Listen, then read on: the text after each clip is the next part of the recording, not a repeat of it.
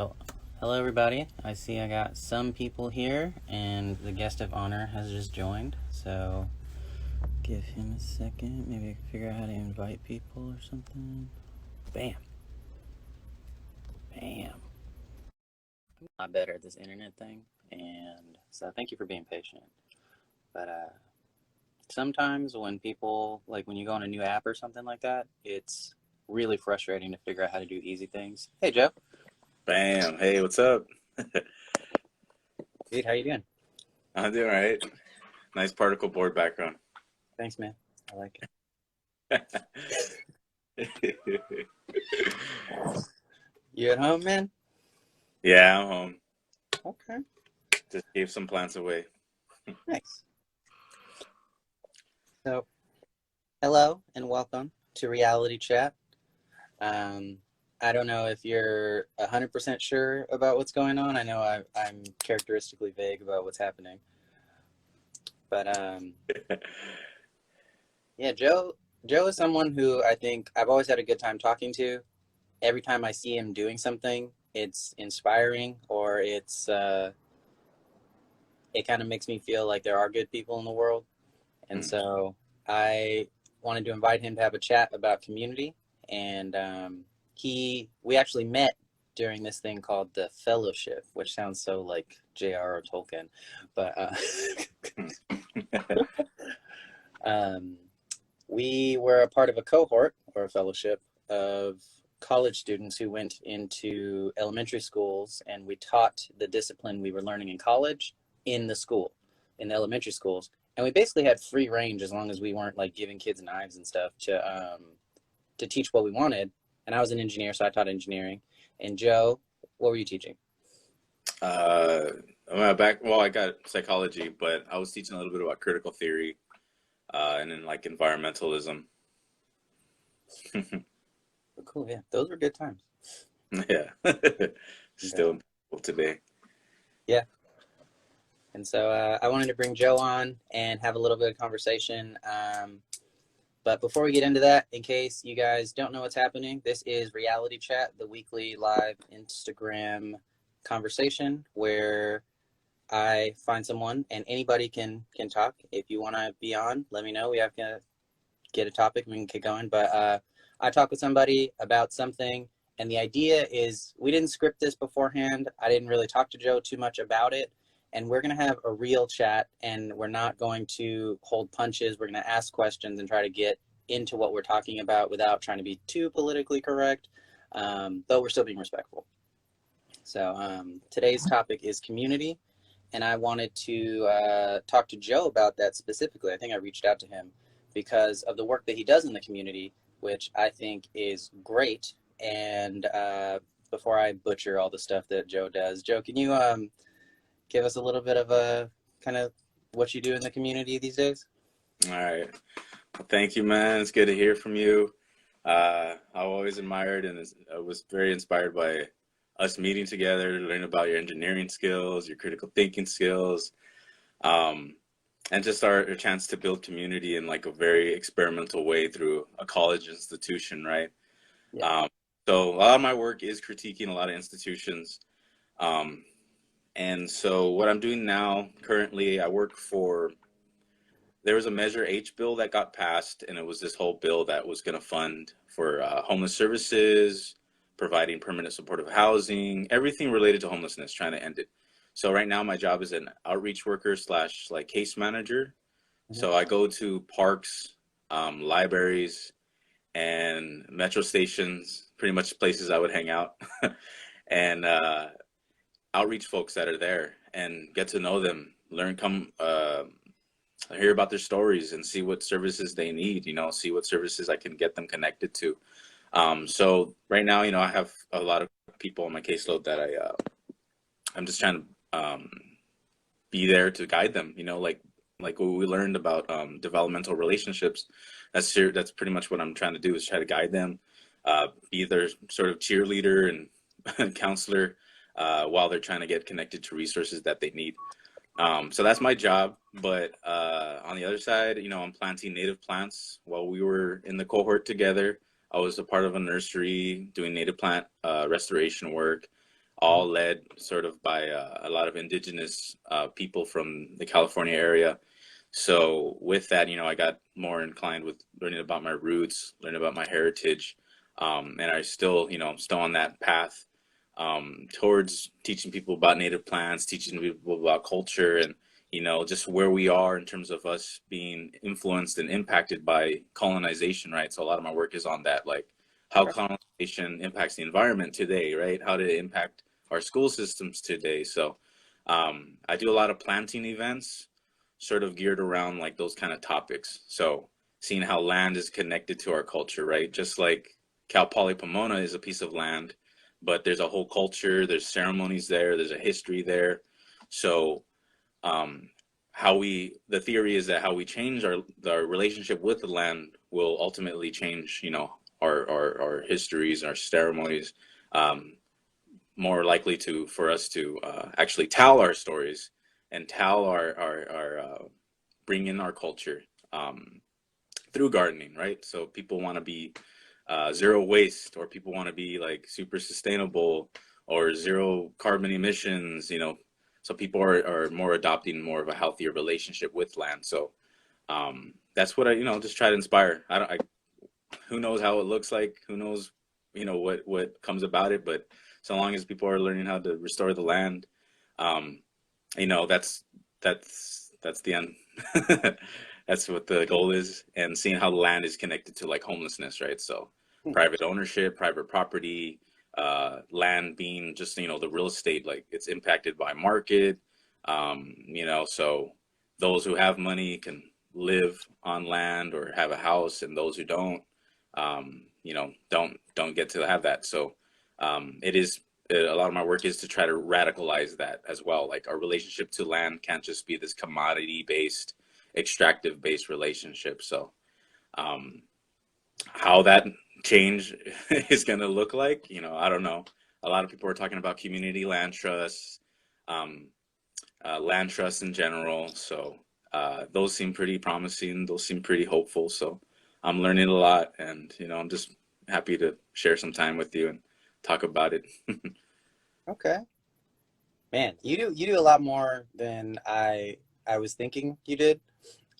So I was like, geez, this is just like this guy is just doing everything. And I really liked what you said at the beginning, where you kind of put boots on the ground and go talk to people and really find out who they are and what their struggles are, rather than one of the approaches I've seen of people helping other people is like, I decide I want to help you and I never talk to you. I just decide what you need and then make laws, and now you're helped.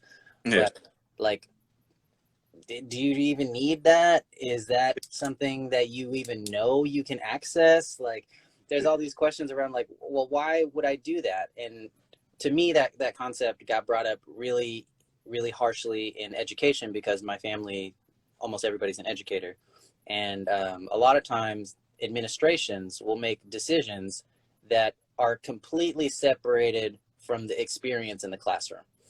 And they almost make no sense if you spent some time in the classroom. And I feel like a lot of our laws in terms, or the way that we practice charity and stuff, is disconnected from the actual need, because we never take that time to actually go talk to these people and build relationships with people. And I'm glad you led with that, because that's something I think is very important.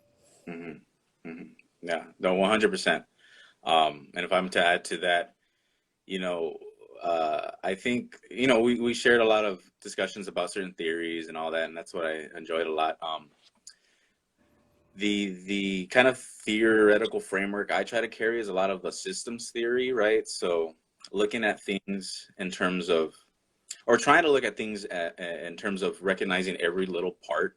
So, like example, like how does land impact our relationship? How does land impact us as a culture? So, the story people butcher a lot, in native people's land was stolen, right? But it was more than land. It was our place of ceremony, our place of our histories, a place of our language, right? Everything was connected to it, right? And everything vice versa. So taking land, or considering that you own it, essentially you own culture, you own our people, you own our places of gathering, our medicine, and all that. So that's all tied in. But, you know, going back to like, you know, we both have the experience with administrative practices and all that. They don't include people who are on the front lines or who are experiencing at the table, you know? So systematically, like that's flawed. Like, it's like if you, this is like right now, you know, you have a bunch of Republican, like white men on the table talking about, you know, women's reproductive rights, predominantly people of color, like women reproductive rights. Like, no, like you can't. It's just it's flawed. It doesn't work out.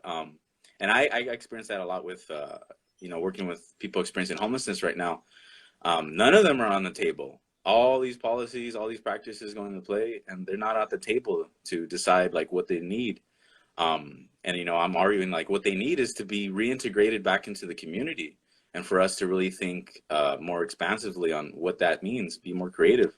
Um, and I've seen great people amongst my time here doing this work, taking responsibility and being like, I'm going to build tiny homes, you know, or I'm going to provide safe parking. You go on Craigslist, sometimes I'll find listings of people saying like, hey, I'm willing to like adopt someone who can work with me, live, and like, you know, try to help them back, you know, into recovery, or people offering their land to be used as a place for, you know, a haven. So, you know, there's a lot of beautiful things going on that people want to do in times of need. And a lot of conversations are about like mutual aid, right? So, you know, mutual aid is more of a reciprocal relationship. You know, I have something, you have something, you know, let's see where we can meet. And so there's a lot of opportunity lost because of, again, like how administrative is run, because, you know, typically we don't have decision making power. It's usually a small group of people at top. They're the ones who think, they're the ones who make the decisions for us. And we're just like little pawns in a, you know. Thank you for your decisions. Oh yes, I think I need hazard pay. Thank you. You know. Yeah, and I mean, not to break this conversation, but hello to everybody. I'm watching the comments. If you guys have questions and stuff, feel free to ask us, and if we can get to it, we'll integrate you guys. Even though I'm trying to have a conversation with Joe, but that idea of like a systematic community where it's like a forest. There was actually an instance in Yellowstone, I think, where they had taken the wolves out of Yellowstone because I think it was like dangerous for tourists and whatever. And the park started like dying, and they reintroduced wolves into the park. And what happened was like, okay, so you take the predators away, and then all the prey, they just don't care anymore because nobody's hunting them. So they start like going into places they normally wouldn't and feeding, and then they start eating vegetation, and now there's a spot that can be eroded easier, so now the river widens, and now you can't build a dam because the river's too wide, and now there's flooding in places there wasn't before, and it like changes the whole landscape. But then you put like 6 wolves back in, and now the grazers like the deer and stuff go back to where they should be, and then the river closes up because the vegetation, and like all these things happen because it's a systematic approach, because everything affects everything. Mm-hmm. And in terms of having representation of who's being affected when you're making decisions in terms of like making in human systems and human communities, I'm all for, you know, diverse people who are not necessarily living the experience to weigh in on a situation. So like if we're talking about hazard pay, and let's say a lot of females of color are the main demographic of people in the hazardous situations, I'm down for like non-colored females to be weighing in on the decision, because maybe they're the type of people who like know about the hazards. Like I've studied hazards, or I have like people that have relevant knowledge and stuff. But I think it's very important. Like if you're gonna pretend you're a community, you shouldn't act as a community on the community. You should just be a community. Yeah. Yeah. And that can be difficult sometimes. Oh yeah. You know, especially if like, I guess we could say like the game we're playing, or this whatever we're participating in, right? So I have a house, or I have a place I'm living in, and I have bills to pay. You know, I'm participating in the system, right? But it's that system is like competitive by nature. You know, like I have to compete for other people for certain jobs. They have to compete with me, and there's just a lot of competition. So, you know, a lot of that sense of community could be lost because, you know, cooperation is really strong. Like, I think the whole basis around community is like the fact of how we can cooperate, um, and really giving ourselves an opportunity to cooperate. Um, yeah. But, There, you know, to you know, ideas like race or class, right? For me, I always say like class is more of a struggle. You know, the difference between like people who have access to more resources than others. Um, when it comes to race, it's just like it's just more of an added, not bonus, but an added like detriment. Like, you know, the fact that we live in a society where, you know, like certain cultures aren't represented appropriately or considered appropriately. yeah, I think those two, like race and class, those are interesting, and I think they almost even belong in different categories because for the large part, you can't change your race. That's very difficult to do. It's possible for a very select few people to do, but most of us just cannot change our race. Um, and so it's like no matter what class you're in, no matter what color you are, no matter how old you are, you keep your race. It's something you keep.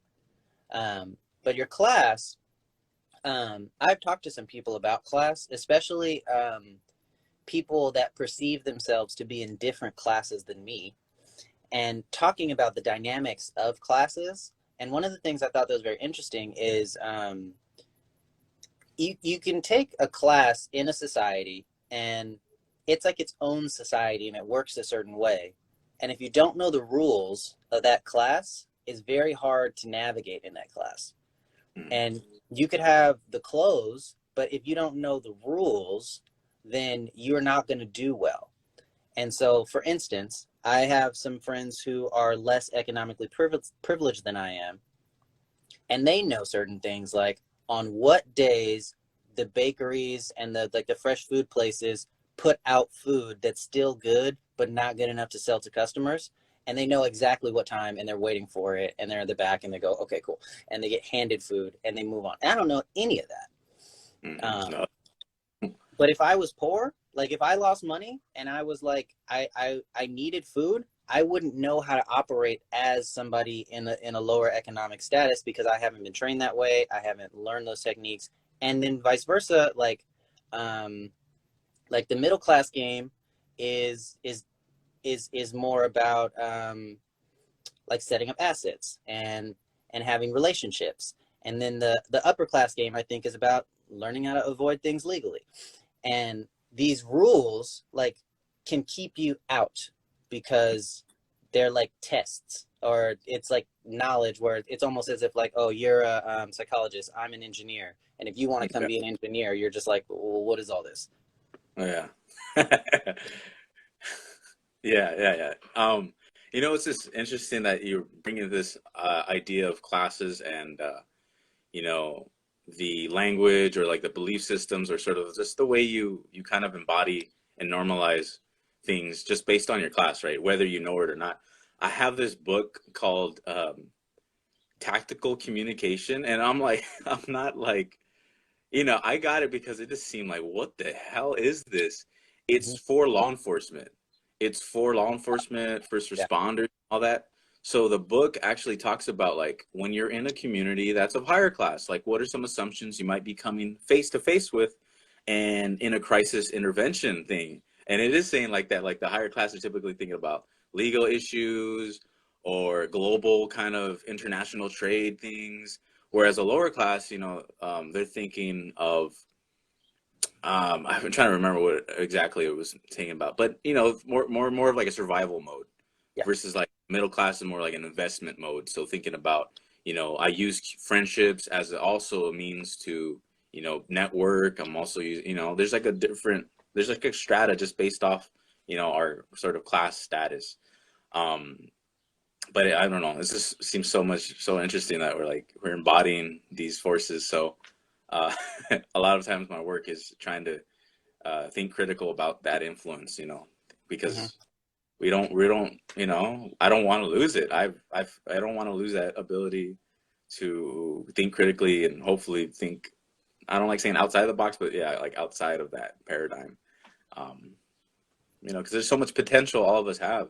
And like you were saying, folks that are more like or less economically privileged, you know, it's just like me. Like I had to learn the hustle. I had to learn about, you know, slaying stuff here and there, buying stuff, building things, you know, repairing my own guitars. This just and in reality, when I see that with my people on the streets, you know, for me that's resiliency. You know, I see undocumented women who, you know, and those who don't know, almost 100% of women who are experiencing homelessness have been on that because of rape, domestic violence. Like it's almost 100% all the time.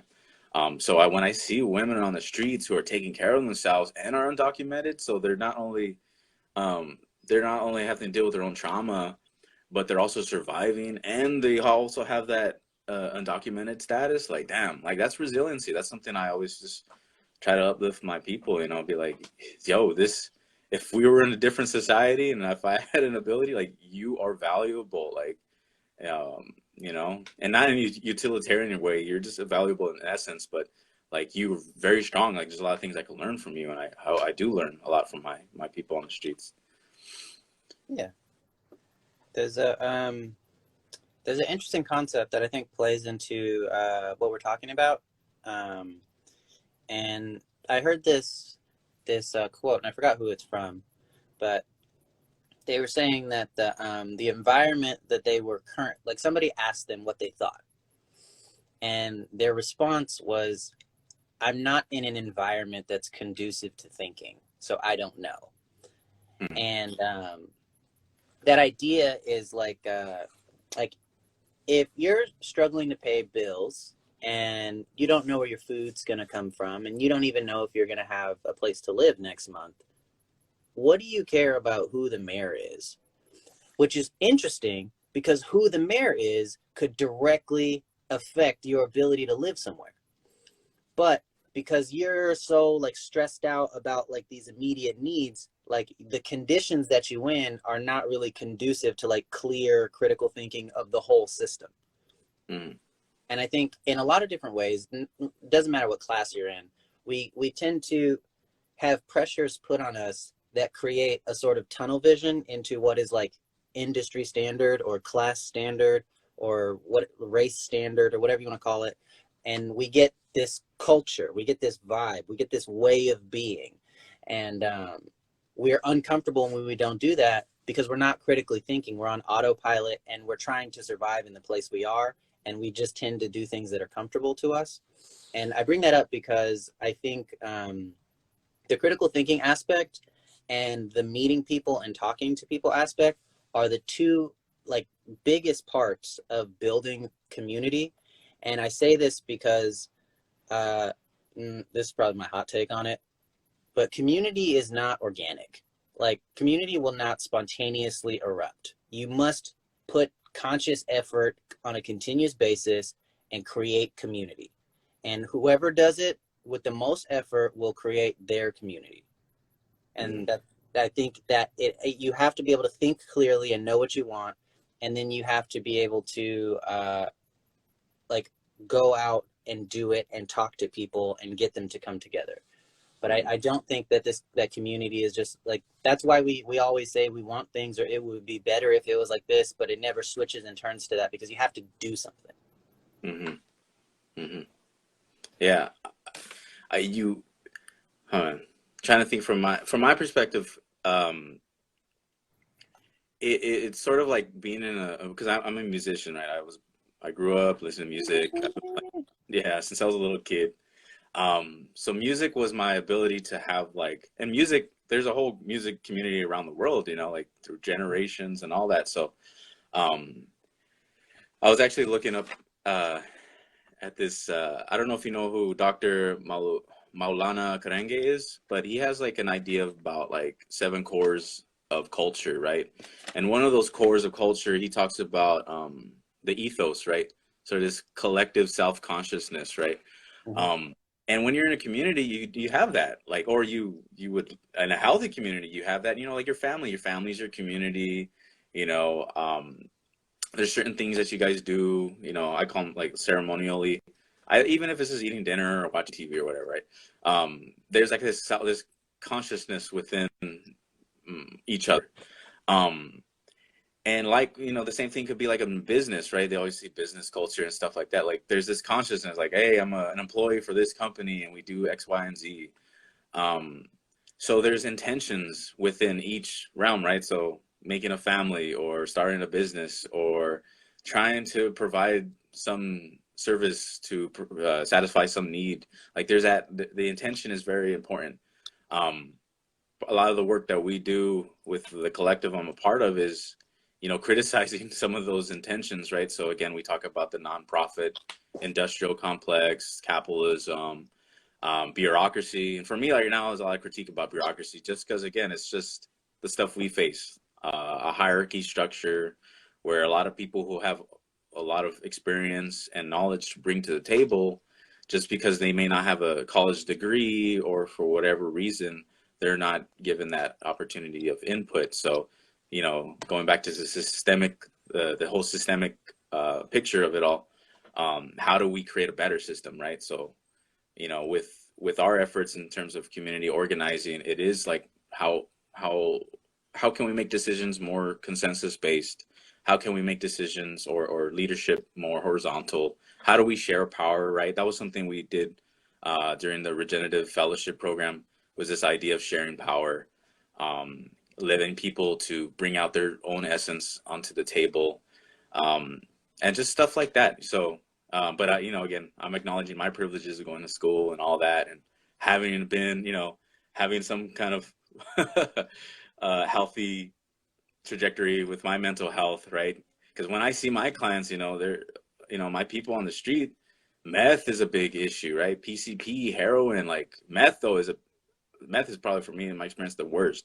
And it takes like 6 months before you even come to a point where the drug wears off and you're like, oh wow, I'm making a decision to use this drug and not.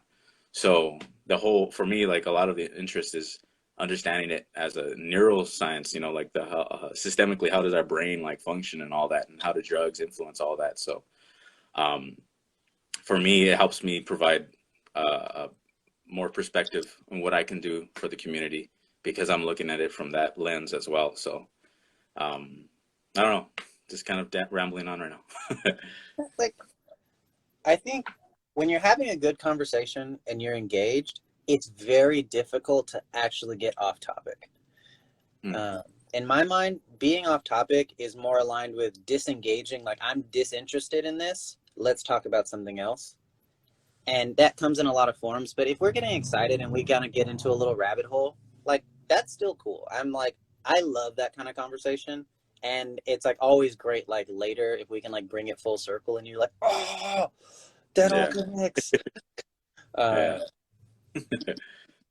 But man, it's really interesting. I feel that there's this idea in communication, like if you read like self-help books or you go to like workshops and stuff, where if I'm talking to you and I tell you 3 out of 5 details for something, and then I walk away, chances are, if you're aware that there's 5 things, you're gonna make these things up yourself. Even if you don't want to, you're going to create some story to like fill in this gap.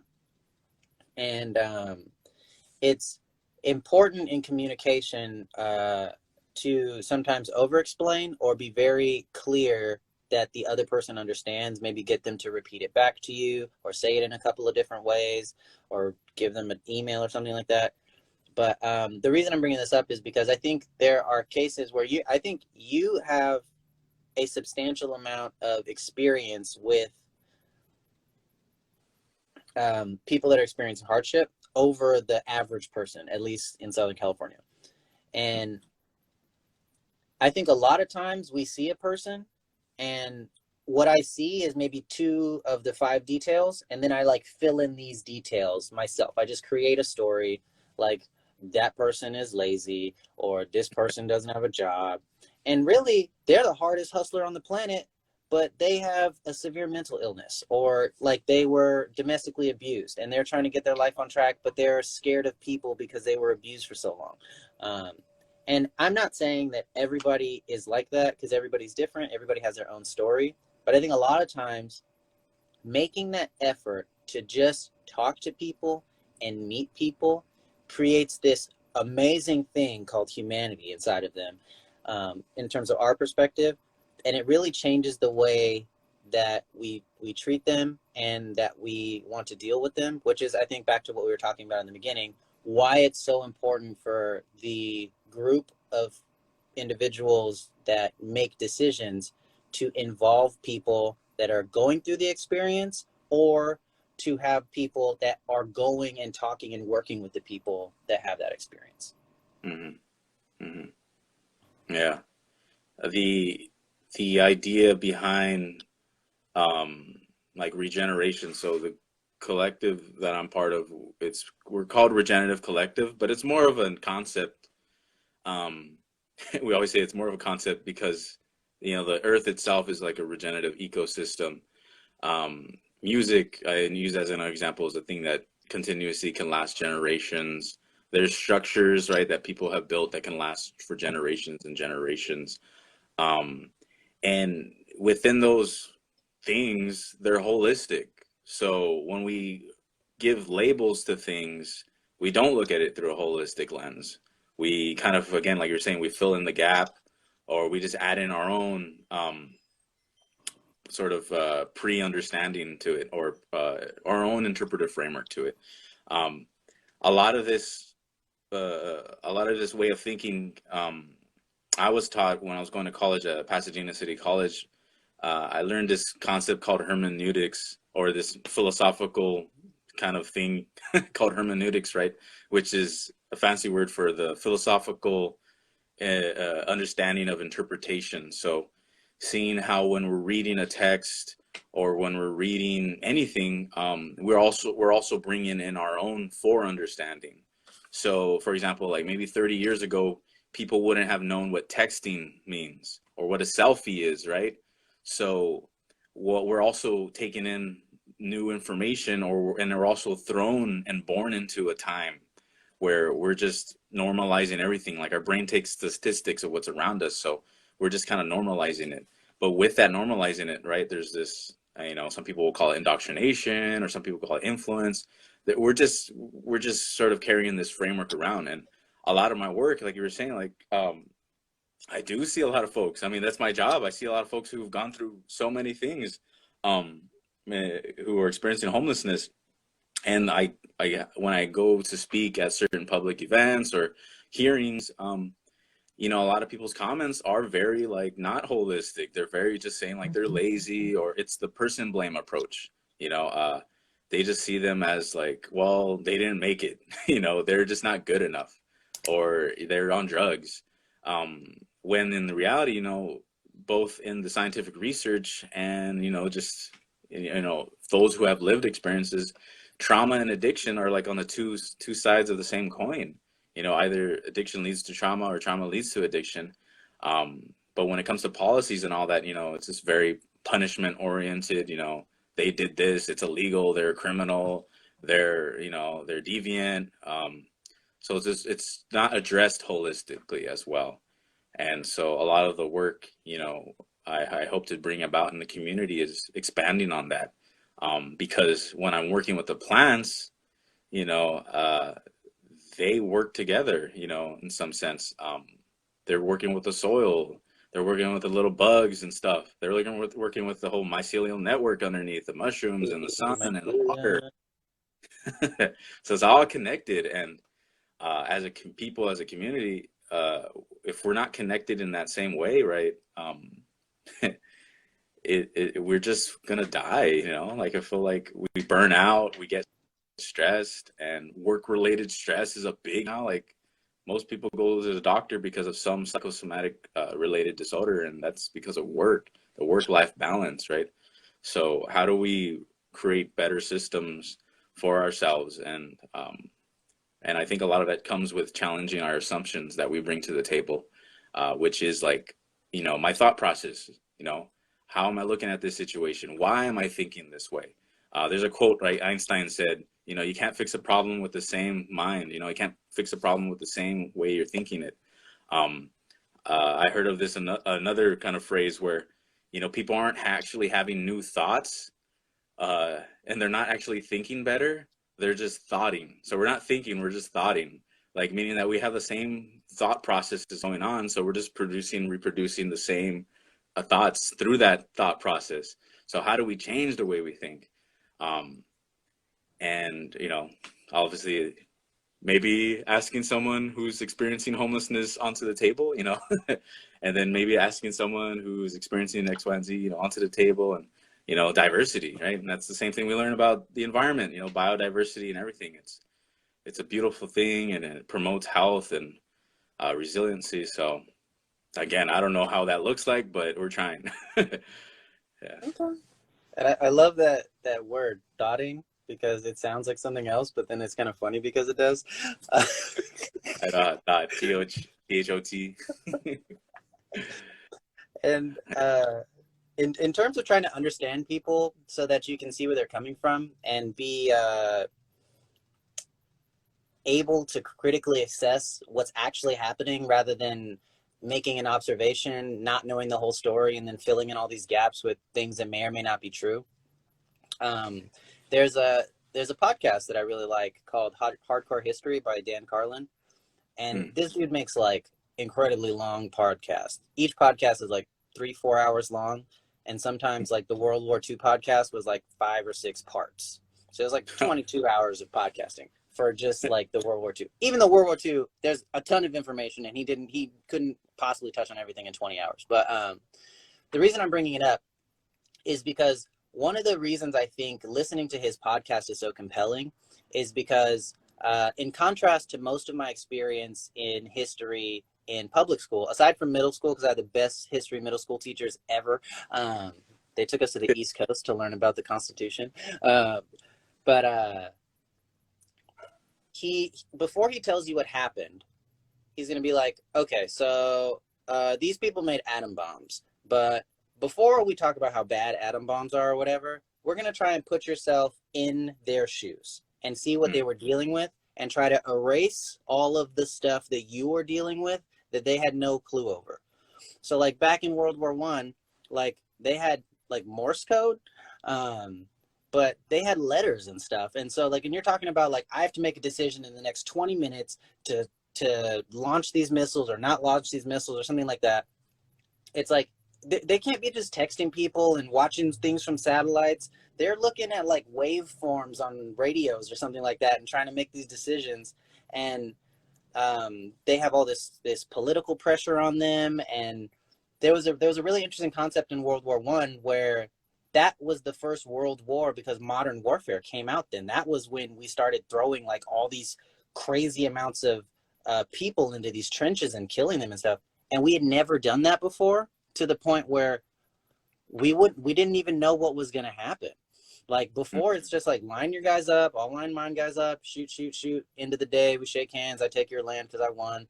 But this whole like going on for years thing, like we weren't good at that and we didn't know what would happen. And so that war was awful because it was a learning war. But when we look at it now, we're like, oh my gosh, this is terrible, blah, blah, blah, blah. And yes, it was terrible. But like, they were still thinking in terms of like the gentleman's war, where you had the white gloves on with your rifle and stuff. The French went to World War II with like baseball hats on. Like, that's crazy. Like, and they're in trenches. Like, you should have metal helmets, but they were like, no, this is regular war. And the hats had feathers on them to let you know they were there. Like, in terms of trying to get to this point where we put ourselves in the shoes of the people that we're dealing with. And it doesn't matter if they were in the past. It doesn't matter if they're on Skid Row. It doesn't matter if they're in the White House. Before you try and make judgments of somebody, I think this is a key cornerstone or like a foundational element of creating community is seek always to understand where the other person is coming from before you try to judge them. And if possible, don't judge them. Just try to understand and work with them. Yeah. I was curious because the project you're working with has the word regenerative in it. You said, and then the fellowship that we were in was held at the Lyle Center for Regenerative Studies, And I've tried to explain this concept to a couple of people, and I think it's a good concept. It's not that hard to explain, but I wanted to bring it up, the difference between sustainability and something that's regenerative. And because I feel like sometimes there's a lot of push for sustainable action, but Yeah. from what I've been taught, like sustainability is almost as dangerous as not sustainability because it's not regenerative. Um, and so I wanted to hear your thoughts on that, if you'd be so kind. I like where we went from war to like regenerate for like went from war to like regenerative. Um, maybe there's regenerative war. I don't know. Uh, Sustainability is sort of like um, I'm gonna drink water from this lake or whatever. Let's say the lake is good. I could drink the water from it, but I'm not Right. gonna drink so much. I'm not gonna drink that much, right? Whereas regenerative is like, well, how do we improve the lake? How do we make it so that it can survive for, again, like generations? How can we improve the quality, the pH or whatever, the fish's life, the soil, everything around it, right? Sustainability is this sort of like, I'm gonna do things kind of teeter totter, so I don't use too much, but it still has this like extractive, you know, dynamic within it. It's still like, well, I'm still gonna take, but I'm not gonna take as much now. Um, and I'll give you an example. Like a lot of people are talking about carbon. Um, we want to get to a carbon zero economy, but when it comes to climate change and a lot of these global, environmental disruptions that are occurring, it's not just carbon. I mean, I wish it was just one thing that we can just change, but again, it goes back to that whole reductive kind of way of thinking that Western society typically has with looking at a problem. Also, the idea of looking at things as a problem, right? Like nature doesn't go around like, oh, there's a problem, I need to fix it. There's a problem, I need to fix it. There's a problem, I need to fix it. Like it's not operating as little components. It's operating as a holistic kind of thing. So, um, you know, it's sustainability is like, again, like it recognizes a problem and it's just gonna stop. Like I'm gonna take the knife out a little less, a little more out of the wound. Um, but again, with regenerative, it's just this idea. I like to phrase it as something that's good that can last for generations, right? That means designing things that can last generations, designing homes. For example, the Santa Monica, everything going on there, the fires that were happening, the homes that got burned down. I know that traditionally the homes that used to be built by the indigenous people were fire resistant, and there was a lot of there was a thing called cultural burning that the indigenous people within Southern California were practicing, and Northern California, where the fires were. So they actually were incorporating the aspect that fires just naturally occur. How do we deal with it in a way that addresses it without, again, living with it? Whereas sustainability or whatever is just like, well, let's just chop down all the trees, or yeah. So again, that's sort of my take on it. Yeah, I had my own idea, but I started like growing new ideas on my concept of those two while you were talking. And to me, now that you've said something, I feel like sustainability might be a regenerative practice, but only looking at one, or not looking at the whole system. You're being regenerative, but only for one thing, and in Mhm. that way, it's not long term. Yeah. Because I always looked at it like sustainable is like the moon orbiting Earth, where it's going to keep on doing what it's doing. It's sustainable. You don't have to start it or stop it. But if you ever pushed it out of orbit, it's gone and is never coming back. Re- Regenerative is more like a lizard's tail, where you pull it off and it may be a hassle, but it's coming back. Like the Mm. tail's gonna grow again. The moon ain't coming back. That's sustainable. It's in this loop, and as long as you don't disrupt it, it'll stay. But if anything happens, it's gone. But Mm. the idea, when you create sustainable communities, they're always very precarious. And I think a lot of times you forget that certain elements are so crucial to having something like a community stay intact, that if you make it sustainable around something that's not regenerative, it's gonna die. So an Yeah. example of that is if you have a regenerative community and there's a very good-hearted, charismatic leader that basically holds it all together and keeps everybody doing right and all this whatever, and he dies or leaves, like that community will disintegrate. Yep. But a regenerative community, I would think, would be more like that guy is constantly training people in order to be leaders, and then he slowly steps back and allows them to do it and trains them to train the next people and trains them to train the next people. So then, like, basically the idea is everybody's a leader. That's like the goal. But if you have this one amazing leader, that's ultra sustainable. And when I say that, I mean like very risky. Yeah. Ultra And sustainable. I mean, it is, because as long Yeah. as he's there, the moon is Yeah. going to keep orbiting Earth. But if you cut that tail off, that like he's not, like there's not another one. There's not another MLK. Like that movement. I'm super glad that MLK came online. I'm super glad that Malcolm X came online, and what they did for civil rights was amazing. And I know they inspired a lot of people, but at the level they were at, once they went away, the movement got a lot calmer. Mm-hmm. And I'm not saying that it's always possible to be regenerative, and I'm not saying anything bad about the civil rights movement, because I think it was great. There was a lot of bad stuff that happened, though. I don't want you to get into what I'm saying and say that I don't think anything bad happened during the civil rights movement, but Yeah, like, we can critique it. We can critique anything. Good. but it's so important to have that mindset where it's like the think 7 generations ahead thing, where don't just do it because it's good now. How is this going to affect your great grandkid? And if everybody thinks like that, then it becomes regenerative, because I'm training you to train the next person to train the next person. And if I mess up, there's 7 generations behind me that were also trying to train you. And like, the idea, I think, of regenerativity and understanding people, like meeting them where they are and trying to really make an effort to clearly think, not thought, to clearly think and go out and meet people and then think ahead. It's like, I think these are kind of the tenets that I'm coming out of this conversation with, as far as, do you want a good community? This is what you do.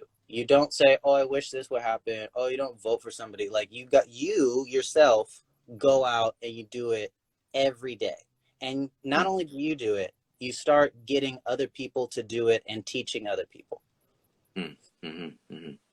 I think we can kind of use that common analogy as like, you teach a man to fish, Yeah, or you exactly. give him a fish, but if you teach him and then you hopefully teach him to teach others how to fish, I think that kind of like brings it all together. Man, there's a lot of shit racing in my head right now. Man, I think I just lost my train of thought. That's all good. Again, the whole aspect, yeah. I think when it comes to leadership, right? So, like we were saying, like once that person who's teaching the person how to fish dies, again, where's that? The culture will die, or the community will die, because they depended so much on like this person or that moon, right? If the moon gets moved, it's gonna shoot out of our galaxy or whatever. It's not really regenerative, right? So the exploration that and the experimentation that I'm doing is really about that concept of how can we be regenerative in the community organizing. And it does take, getting to know people right there, getting to know, the earth that we're part of, getting to know all the things that we need to figure out to do better at, right? We want to leave this earth, better than we came. And I think a lot of criticism is that, you can't do it all, or that, you have to dedicate something to this one thing. I was reading this book on, it was an article about, I think it was like versatility versus specialization.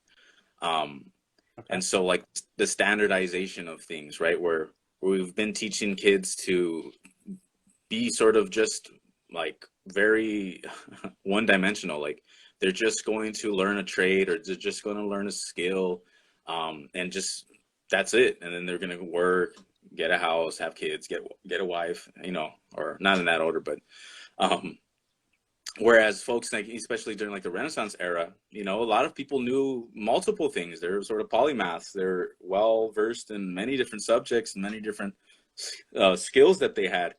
Um, and again, it goes back to that whole diversity thing. Like within ourselves, we're all creative people. We're all very imaginative people.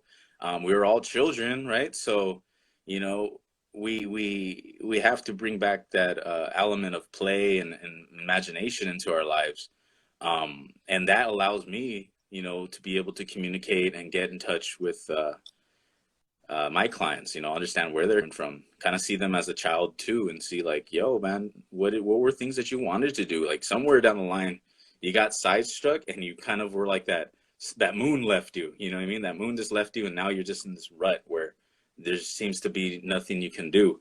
Um, and, from, again, I take a lot of information too from everywhere else, everywhere around me. So in neuroscience, I've been learning about social support systems, and the fact that when a brain has a strong sense of, well-being, of family, of being touched, like when a kid is touched by their mother and like held by their family, they feel a sense of security.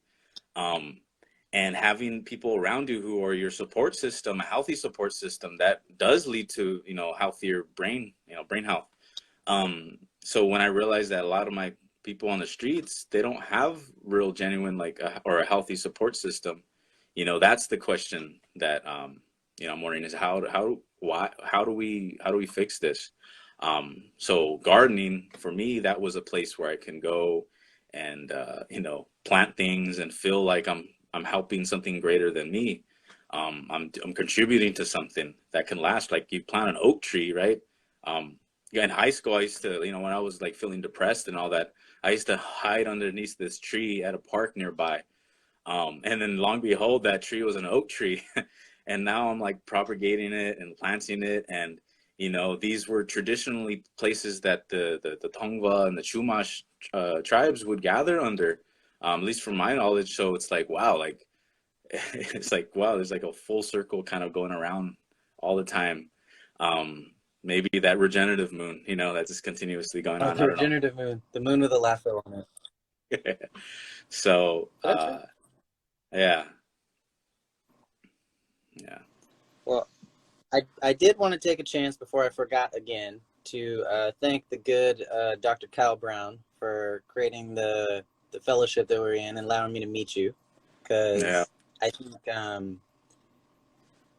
throughout that experience I learned a lot. And what I think was so great about that experience, because there was 12 college students, and we went to 2 different elementary schools and taught. Like I was in engineering, so I taught engineering. Joe was in psychology, so he was supposed to teach psychology, I guess. We got together every Thursday night as a cohort and talked about our experiences in the classroom and how we shared our knowledge with the students and how they reacted to it, what we were teaching, and we were all teaching different things. And it was such a good way to look at all these different people with different skills and different dreams and aspirations, and see how they do things differently and what failed and what was good. And, oh, I'm going to take that idea. And then after the meeting, I go over to him. He's like, yo, what was that? Okay. Yeah.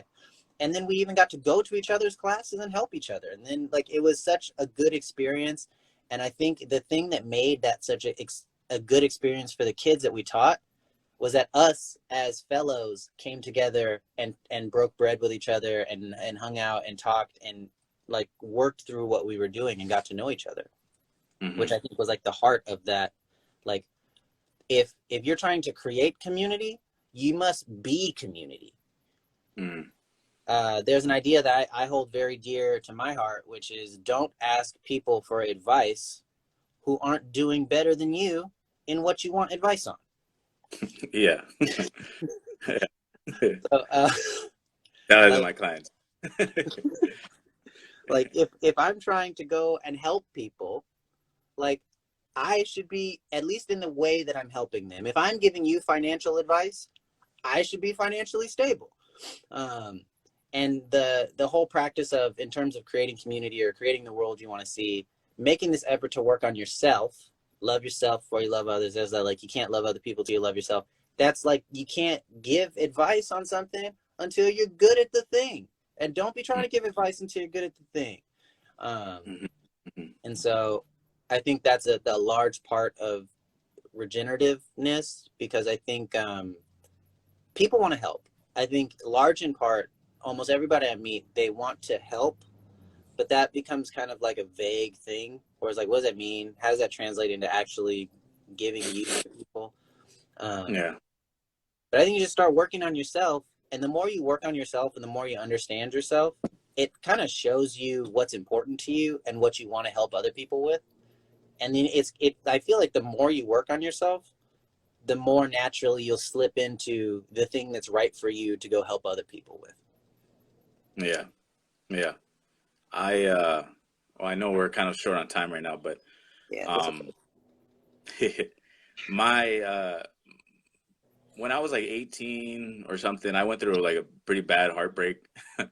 um, and honestly, it was just the initiative of not wanting to be full of shit, and the reality that, I would volunteer, but usually I would have to have someone kind of take me to volunteer with them. And I'm like, you know what? If and I was going, it was pretty bad. Like I actually tried to kill myself and all this. Um, but I'm like, if I'm willing to risk it that bad, why don't I put all my effort into something that's good? Something that I can contribute to, something that could just put me in a place of vulnerability, but not in a way that's going to lead me to, like, die or anything like that, but something I can do for someone else. And that's when I started volunteering on Skid Row. And that lasted, 7 years now. Now that organization of just people who are just coming together, it became a nonprofit. We provide showers now for the LA County, and every space there's more people volunteering. It's kind of like that, teach a man to fish, Mm-hmm. and then teaching that person to teach others how to fish. It's just something that just started replicating, and more people are getting involved. More people are being willing to hear the stories, or at least have an opportunity to hear the stories from people, because when someone takes a shower, it's refreshing after, especially if you haven't taken it in a week. But it gave a lot of people that opportunity to connect with something, and kind of be disrupted in their way of thinking, and be like, wow, and I've heard stories of people who took in like folks to live with them, and I continuously see that. And so, again, how do we contribute to providing this opportunity for people? Because I do think people out there want to give back, but they're sort of prescribed, hey, give money to charity. And I'm like, nah, just literally give yourself the time to go out and meet someone, or do something. Yeah. So, A rapper named Jay-Z once said, I gave my dollar, but I didn't give my time. So in reality, I never gave a dime. And I'm like, oh, yes, nice. because I mean, I guess you can throw money at stuff. That's very important, sometimes, to have monetary support. But understand where it goes. Don't just be like, oh, here's money, this solves a problem. Go meet the people. Go figure out what it's doing. But Yep. we have like 45 seconds left. So thank you so much for having this conversation with me on community. I'm like, every time I have one of these conversations, I walk away with just like, wow, this is like so much of a bigger thing. And I'm so grateful to the person I was talking with, for giving me new ideas and helping me frame things and talk things out. So thank you. Thank you, man. And to all you people that are watching, we didn't get any questions there. Maybe I ignored them because I was having such a great conversation. But this is Reality Chat, the weekly conversation with somebody about a topic. We get pretty deep into it.